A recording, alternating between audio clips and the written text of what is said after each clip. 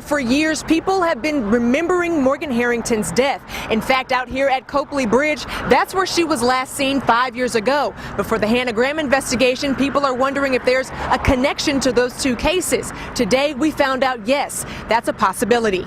And as you can see behind me, officers, investigators are still out here on scene. Around 11 this morning, Virginia State Police kind of swarmed this area of Goochland County and discovered Kevin Quick's body. And all eyes will be on this trial starting tomorrow, as this is the first time a governor of Virginia has been charged with the crime. So this is kind of that heavy snow that you can definitely make a snowball with, make a snowman with. It's going to pack together very nicely. Health officials say that when looking for an insect repellent, you want to find something that's EPA approved. The new facility allows engineers to test crash avoidance features in cars like on this Outback. Despite a wet start, as soon as Governor Terry McAuliffe stood up to speak, the rain stopped, and he began to speak on the future of the Commonwealth. We're getting our dogs back. We're getting our dogs back. Brenton Mathis is determined to see his dogs come back home after they were taken by authorities. He says an investigator came to his home on Tuesday to check out the property without any explanation. Then Thursday morning, his dogs were seized. Mathis says he's done nothing wrong. All I did was have more than one pit bull outside. If it's a crime to have a dog outside, okay, I committed that. Authorities found 10 pit bulls behind his home in cages and in dog chains. They also found evidence in connection to dog fighting. Is it against the law to own a treadmill? Is it against the law to own a hide? But you have these things together? All of a sudden you're a dog fighter. Mathis says he gives his dogs food, lets them exercise, and loves them like family. Take a look at those animals. You'll see for yourself. You'll see for yourself. There's nothing going on here. These are the dogs that they took, man. You know, these animals. These, you know, puppies. Mathis says pit bulls get a bad reputation from the media, but he just wants his dogs back home.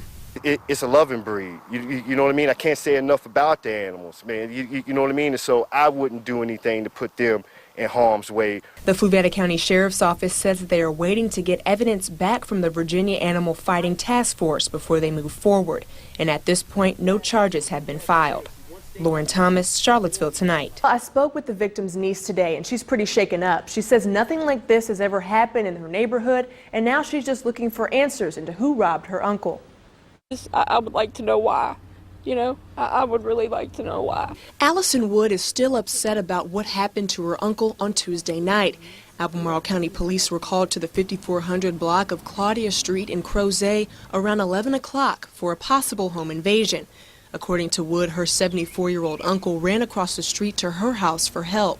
He said that he heard a real loud noise. It sounded like somebody was shaking the door, you know, trying to break the door in. And he said he went to the door and opened it. And when he did, the black gentleman grabbed him with his arms like this and put a gun to his ribs and threw him down in the chair and told him that if he didn't, you know, do what they said, that they were going to kill him. She says they stole his wallet with over $1,000 in cash, his cell phone, eyeglasses, and toilet paper.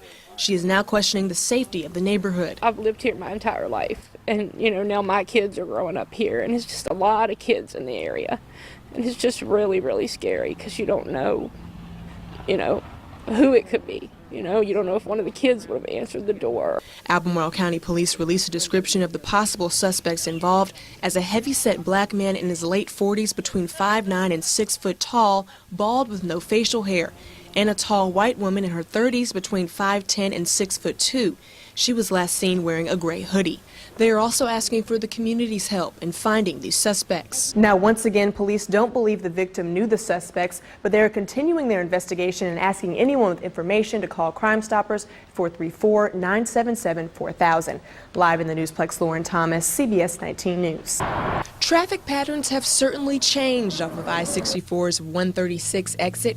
In fact, the change almost makes you feel like you're in a different country. Well, this is like driving in Europe. I'm on the wrong side of the road. The new setup at Zion Crossroads in Louisa County is called the Diverging Diamond Interchange, which briefly shifts drivers to the opposite side of the road and eliminates traditional left turns onto I-64. The interchange opened on Friday night, and since then, drivers have had their share of opinions. It's very confusing, and I would be afraid somebody would have an accident because it's just, it doesn't make sense. It's not logical the way it's set up. The first time I rode it was just today. I was like, what the hell's going on? I didn't know. The way they got it set up right now, when you drive it, you got to go really slow, and pay attention because a lot of things are happening. I would have thought a good cloverleaf would have worked fine, but they're trying something different, I guess. The layout is very different and modeled after a French design from the 1970s. After speaking to several people who have driven through the divergent diamond, it's safe to say the common theme has been confusion. But the confusion soon goes away once you ride along the new interchange. After taking it slow and making sure to stop at the lights, you can smoothly make your way to the interstate. Loren Thomas, CBS 19 News. A mother of two was asked to take in her aunt's 4 children, and since then she has stepped up to the challenge but says now they need help to create more space in their home. 29-year-old Brandy Harris is a mother of 2 living in Palmyra. But last August, her aunt, Crystal Trent, was shot and killed by her boyfriend, who later turned the gun on himself. Harris then took on a great task of taking care of Trent's 4 children, all living in her house. My life got turned upside down. Went from 2 kids to 6 overnight, not being able to do the things I wanted to do. But it's about them now, not me, so I just got to do what's best for them. The children range from 4 to 14 years old, and Harris says there's just not enough space in her 3-bedroom home for all of them. Everybody's just crammed right now. It's no privacy at all, no leeway, and it's like one level, so everybody's just always into each other. Harris wants to build extra rooms onto the house for the kids, but she needs help. So she started a fundraiser on GoFundMe.com, hoping to raise $40,000 for renovations. And since taking on her aunt's children, her finances have also suffered. I've had to stop working. I've cut back from full-time being in school to part-time to now not even going for the summer because it's just too much to take 6 kids somewhere. It's hard. Like, I'm not even gonna lie, it's hard. But friends and family have come to her aid and are also spreading the word about the fundraiser. Going from 2 kids to 6 kids overnight is drastic. And Brandy's not the type to ask for help. She tries to be strong and she wants to do everything on her own. But in a case like this, you need help. Harris loves the children as her own and says that she's grateful to be able to take care of them, but is still saddened by the way they came into her care. They don't see my emotion behind it. I had it from the kids, but it's very, very, very hard at times. It's very emotional, but I have to put the kids first. Now, if you are interested in helping Brandy and the kids out with that fundraiser, you can log onto our web channel at newsplex.com and click on the link in the story. Reporting live in the Newsplex, Loren Thomas, CBS 19 News.